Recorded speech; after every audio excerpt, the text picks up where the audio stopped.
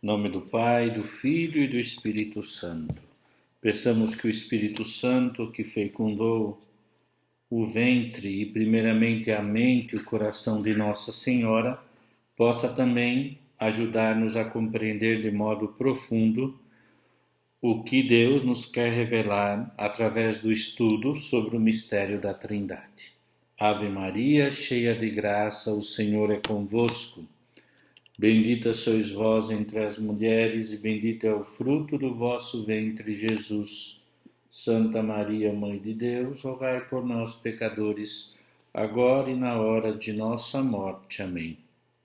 Santo anjo do Senhor, meu zeloso e guardador, se a ti me confiou a piedade divina, sempre me rege, me guarde, me governe, me ilumine. Amém.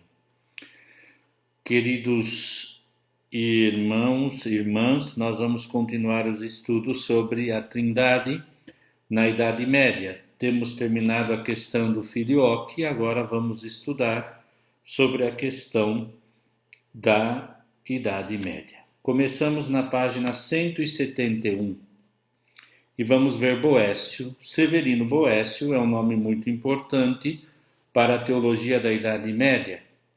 A partir da filosofia de Aristóteles, Boécio cunha um conceito de pessoa que vai influenciar a teologia.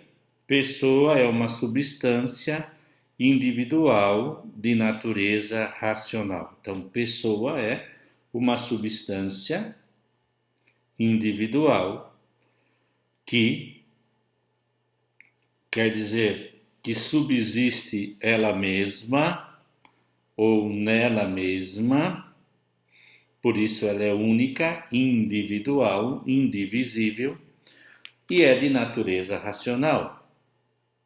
Produz inteligência, possui inteligência, vontade,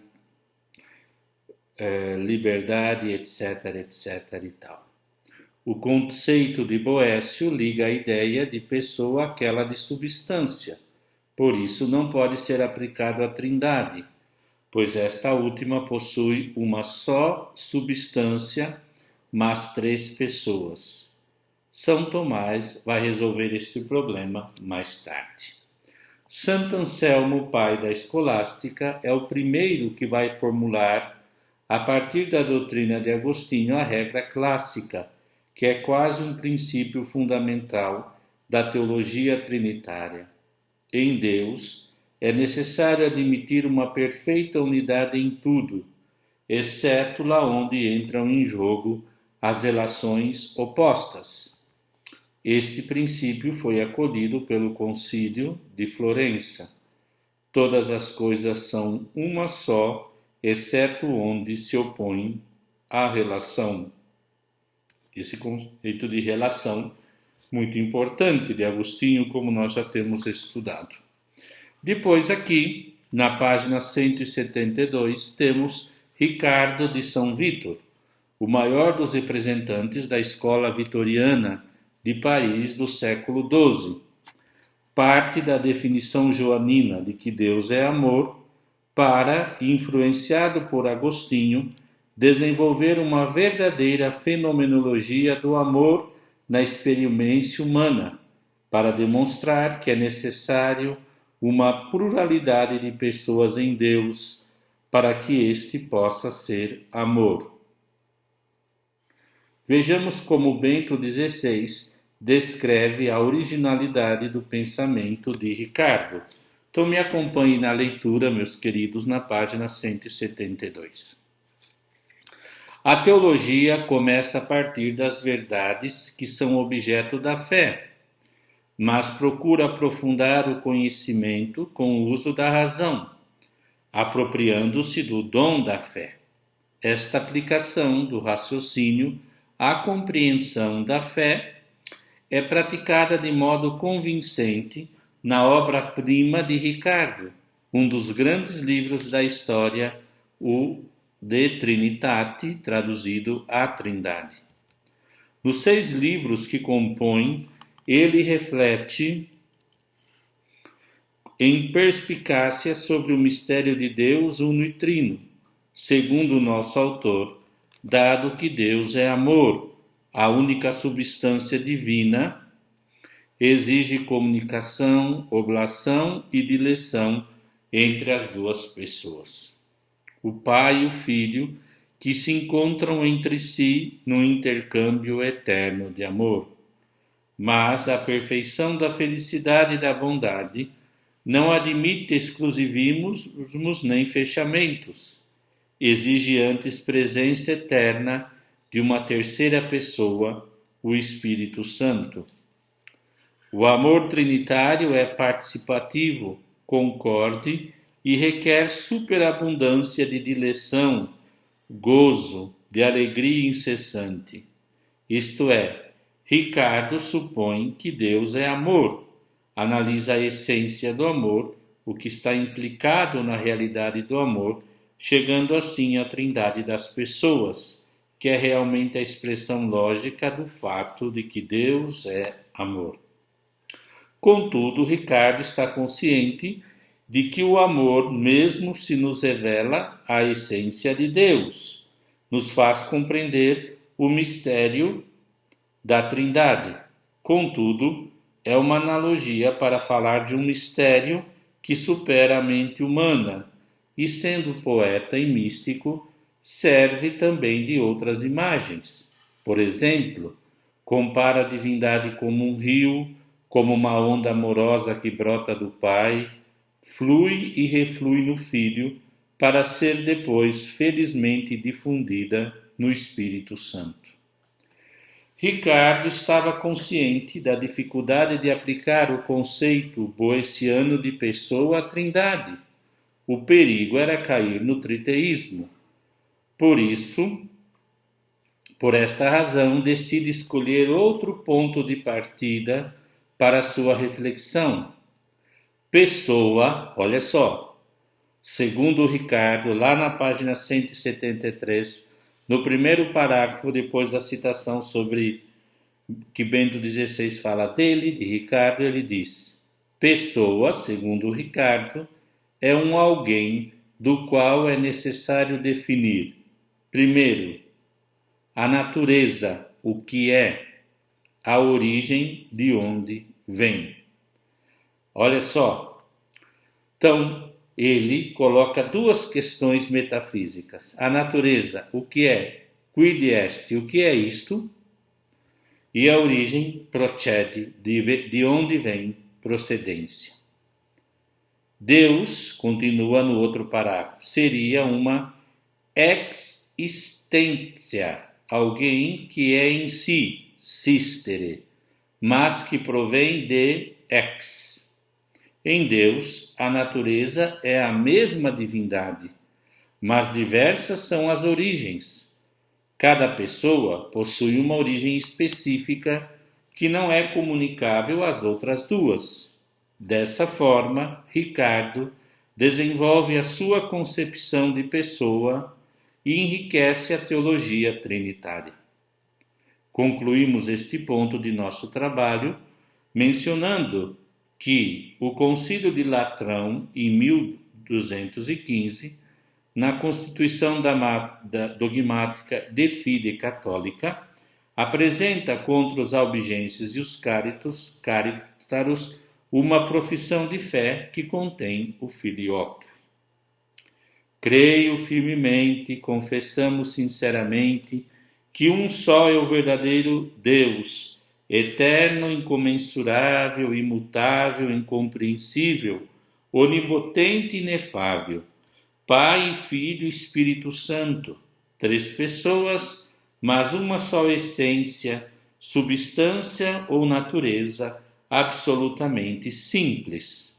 O Pai não provém de ninguém, o Filho só do Pai, o Espírito Santo de modo igual de um e de outro, sempre e sem início e sem fim. O Pai gera o Filho,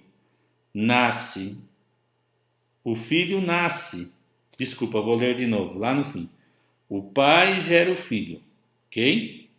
O Filho nasce, o Espírito Santo procede. São consubstanciais, coiguais, conipotentes, e coeternos. Então, nós vimos aqui, tá? Severino Boécio, Anselmo e Ricardo de São Vítor. Com certeza, o menos falado, assim, no nível de filosofia, é Ricardo de São Vítor. Mas eu acho que de grande beleza o que ele nos apresenta. E agora, sem muitas delongas, vamos começar São Tomás de Aquino, tá certo? Olha só. Então, da página 171 à página 173, nós vimos esses três autores que são como que introdução para compreendermos a Trindade na Idade Média, tá bom? Então, nós vamos continuar agora vendo Tomás de Aquino, São Tomás de Aquino, na página 174, tá bom?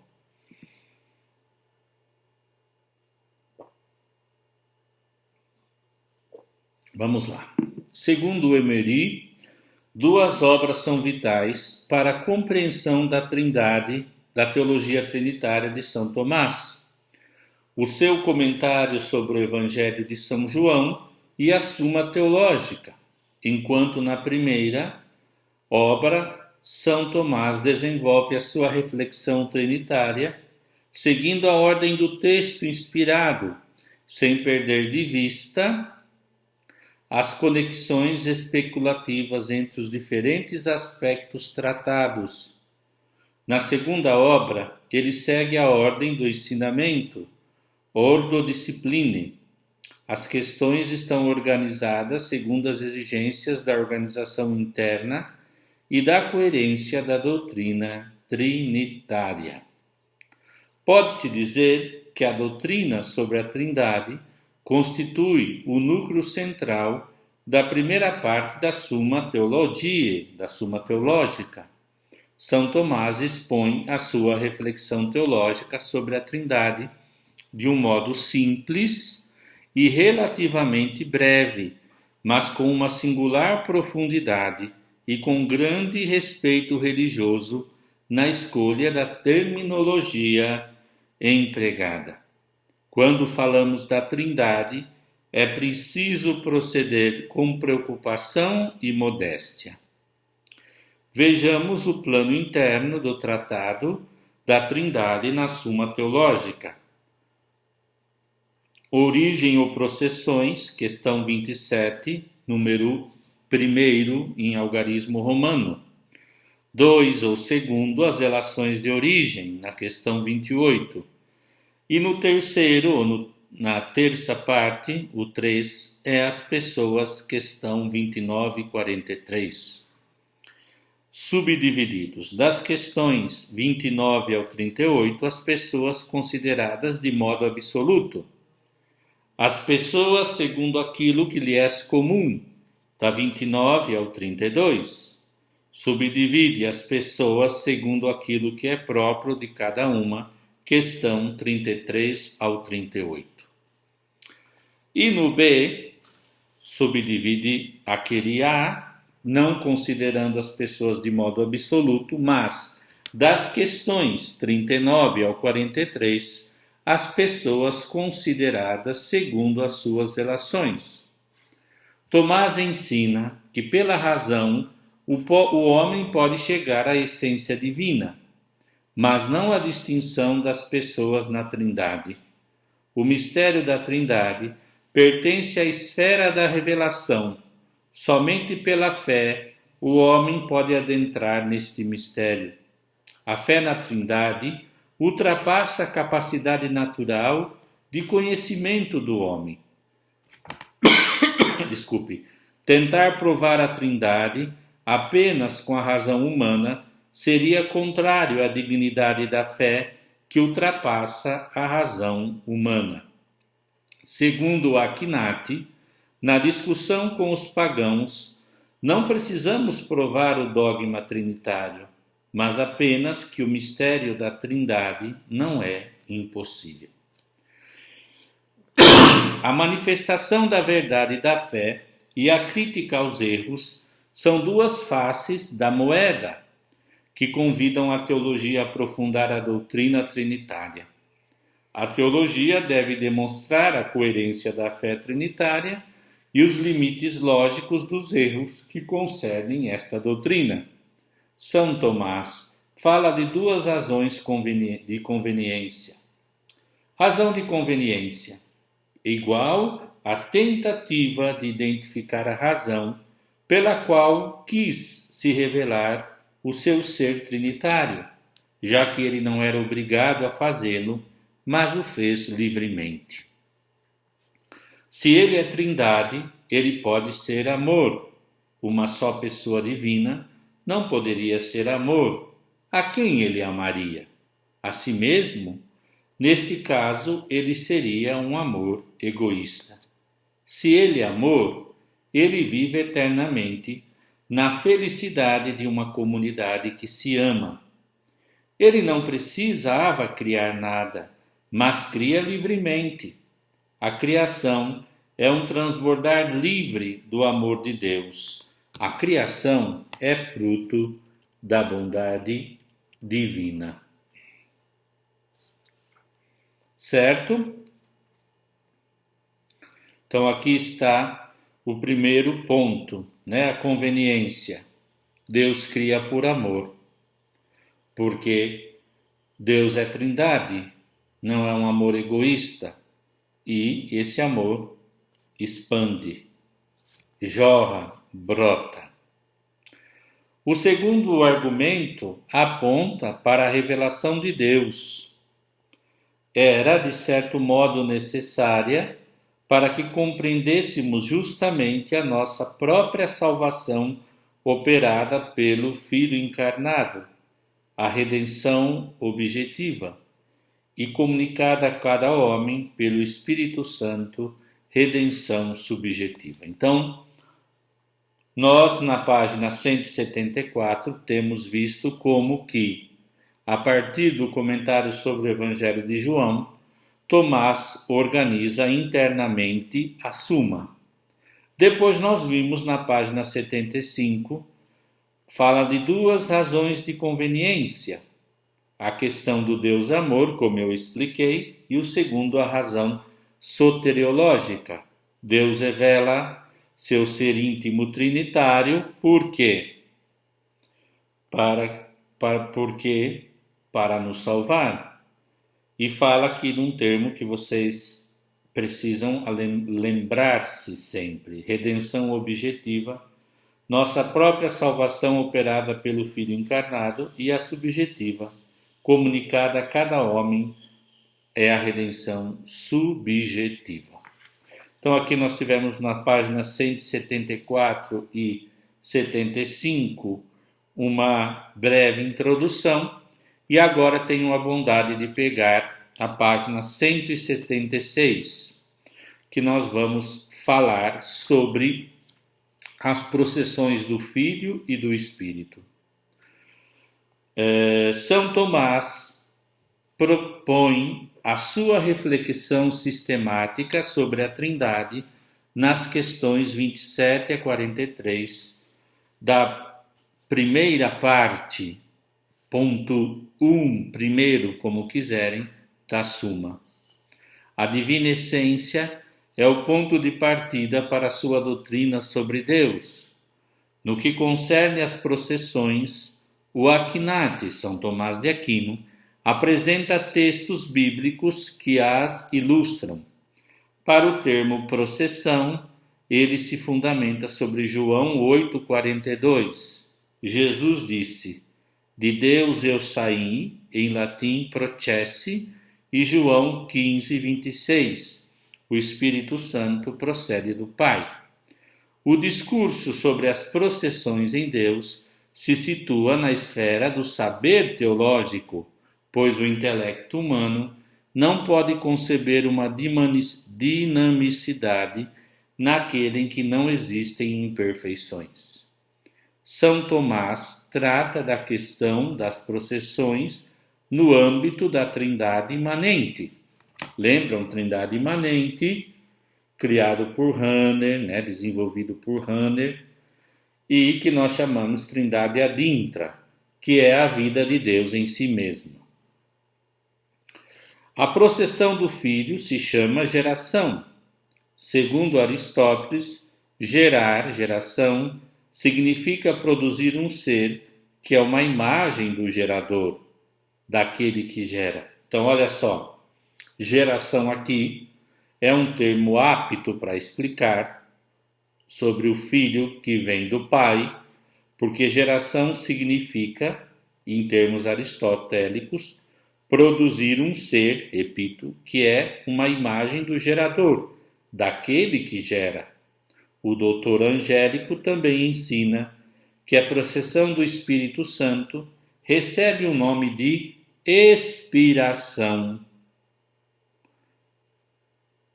O Espírito é expirado. Tá certo? Vamos continuar que vamos entender bem isso. Tomás defende o filioque. É necessário admitir-se que o Espírito Santo procede do Filho, pois, se deste não procedesse dele, não poderia de modo nenhum pessoalmente distinguir-se o que resulta claro do que já dissemos. As duas processões intratrinitárias constituem a base de compreensão das diferentes relações de origem que, por sua vez, permitem distinguir as pessoas da Trindade. Então, aqui está, processões do Filho e do Espírito. Procedência é um termo aplicado, geração, expiração no Espírito Santo.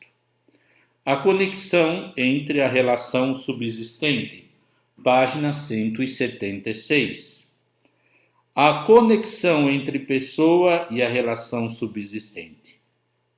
Lá no finalzinho, começo de parágrafo. Até agora, apresentamos o pensamento de Tomás sobre as processões. O segundo pilar do seu ensinamento trinitário é a doutrina das relações. São Tomás retoma o ensinamento de Agostinho, mas o aprofunda. Estamos na página 177. Vamos ler na Suma, aqui na questão 28, artigo 2. Ora, tudo o que nas coisas criadas tem ser acidental, tem-no substancial quando referido a Deus, pois nada existe em Deus como um acidente num sujeito, porque tudo o que é nele existe é a sua essência, por onde, considerada a relação como tendo um ser acidental nas coisas criadas que lhe servem de sujeito, ela realmente existindo em Deus, tem o ser da essência divina, sempre idêntica a si mesmo.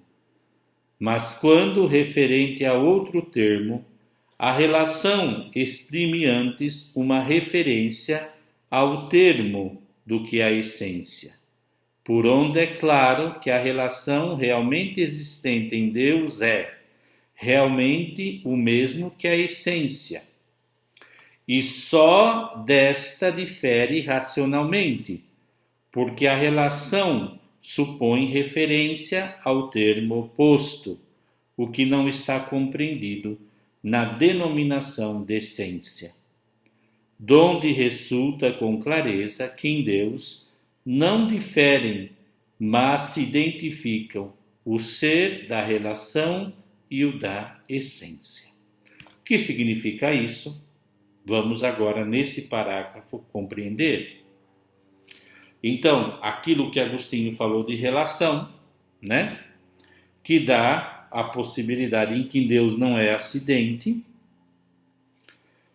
é essencial, faz com que nós compreendamos que são uma substância, mas três relações, três seres, podemos dizer, três pessoas, diferente daquela definição de Boécio. Então vamos continuar, gente. Então vamos continuar, depois vamos resumindo tudo. Tomás completa a doutrina de Aristóteles sobre a relação. A relação, exemplo, paternidade. Agora vai ficando mais claro. Paternidade é um ser voltado para um outro, na direção de um outro, consiste em um sujeito pai, um outro elemento ao qual o sujeito se refere, exemplo, filho, e um fundamento, exemplo, gerar, produzir alguém igual. Mas eu só sei que o pai é pai porque ele tem um filho o filho é filho porque ele tem um pai.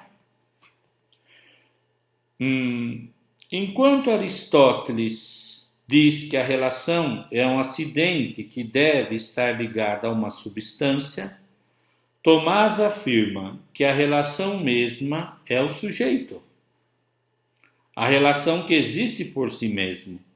Em latim, relação subsistente é a identidade mesma que cada pessoa divina tem.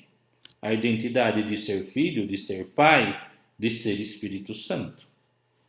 Ora, em Deus a distinção não se faz senão pelas relações de origem, como se diz. Mas nele, a relação não é um acidente inerente ao sujeito, mas a própria divina essência, portanto é subsistente como esta. Logo, assim como a deidade é Deus, assim a paternidade divina é Deus Padre, que é uma pessoa divina. Logo, a pessoa divina significa uma relação subsistente, o que é significá-la a modo de substância, que é a hipóstase subsistente na divina natureza, embora desta não difira a subsistência. Então aqui, depois eu vou deixar um pequeno guia de estudo para que vocês vejam que não é tão difícil. É só acompanhar o pensamento de Tomás, como faz o autor aqui, o padre João Paulo, não é? A relação de paternidade, por exemplo, eu sou padre católico, não tenho filhos biológicos, não é? Para mim ser pai é o quê? Um acidente. Quer dizer, desculpe, para o homem. Existe o homem como conceito universal. Existe um homem Lázaro, que pode vir a ser pai ou não. Como ele é padre, ele é celibatário, então ele não tem filho. No sentido biológico, claro. Logo, o quê? Logo, para mim, a paternidade é algo acidental. Em Deus, não. Faz parte da sua essência ser pai. Pega só esse tchan. Página 178. Lá no primeiro parágrafo, depois do quadro. Existem duas processões em Deus. A processão do Filho, gerado pelo Pai, e a processão do Espírito, expirado pelo Pai e pelo Filho. Estas duas processões geram 4 relações. Quais são essas 4 relações? A relação do Pai e do Filho ao Pai. A relação do Pai e do Filho ao Espírito e a relação do Espírito ao Pai e ao Filho. Mas somente 3 relações formam uma diferença real e são consideradas relações subsistentes. Quais são as relações subsistentes? Lembra, contrário de acidental, a paternidade, a filiação, o ser inspirado pelo Espírito Santo. São Tomás une o conceito de pessoa, formulado por Boécio, que não se aplicava à Trindade, à ideia de relação subsistente para criar um conceito de pessoa. Os indivíduos de substância racional têm certo nome especial, o saber de pessoa. No caso de Deus, Tomás acrescenta que... Agora vamos ler a questão 29, 4, artigo 4. O indivíduo, por outro lado, é em si mesmo indistinto, mas distinto dos outros. Logo, pessoa em qualquer natureza significa aquilo que em tal natureza é distinto. Assim, em a natureza humana, tais carnes, tais ossos e tal alma, que são princípios individuantes do homem, e que, embora não pertençam à significação da pessoa em geral, pertencem, contudo, à da pessoa humana. Ora, em Deus, a distinção não se faz senão pelas relações de origem, como se disse. Um é Pai, outro é Filho, outro é Espírito Santo. Mas nele a relação não é um acidente ao sujeito, mas a própria divina, que é Deus Padre, que é uma pessoa divina. Logo, a pessoa divina significa uma relação subsistente, o que é significá-la a modo de substância, que é a hipóstase subsistente na divina natureza, embora desta não difira a sua subsistência. Então aqui está explicado, reexplicado, e agora nós vamos pegar aqui a conclusão, lindinhos na página 179, para concluirmos esta primeira pequena parte da Suma não, de São Tomás na Suma, sobre Laurentin, que comenta Laurentin na página 179. São Tomás, segundo Laurentin, compreendeu 6 séculos antes do personalismo moderno, na sua reflexão metafísica, que em Deus a pessoa é definida através da relação. A pessoa é relação, é altruísmo, alter, que em latim é o outro. Não existe uma diferença antropológica entre as pessoas trinitárias. O que as diferencia são as suas relações existenciais de amor. Que seriam as relações existenciais de amor? O modo através do qual se doam uma à outra. Estas relações reais fundamentam contemporaneamente a sua unidade e a sua reciprocidade, a sua identidade e a sua personalidade. Assim como a relação que cada uma das pessoas tem com o mundo criado, com a humanidade e com a Igreja. Então, Laurentin relaciona que Tomás conseguiu sintetizar, acrescentando ao conceito de pessoa o conceito de amor. Gente, eu vou parar essa aula por aqui. Na próxima, nós vamos continuar falando das missões e vamos procurando, tranquilamente, descansando a cabecinha, fazendo uma síntese sobre o pensamento de Tomás. Até mais, paz e bem.